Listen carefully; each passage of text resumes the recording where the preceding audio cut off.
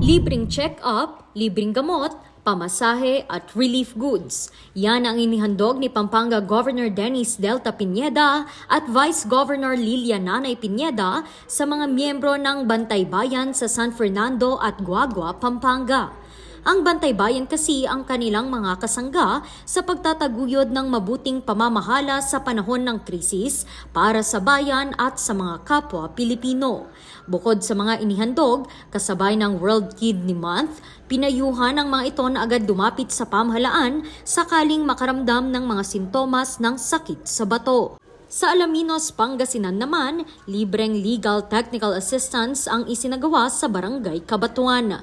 Dito tinalakay ang Republic Act 9262 o ang Violence Against Women and Their Children upang mas mabigyang pansin at maprotektahan ang mga residenteng nakararanas nito.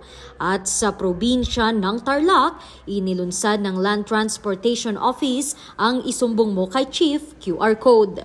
Sa pamamagitan daw ng pag-scan nito, mabilis na maipaparating ng mga residente ang kanilang mga reklamo at suwestyon sa LTO. Randy Guzman para sa Luzon Headlines.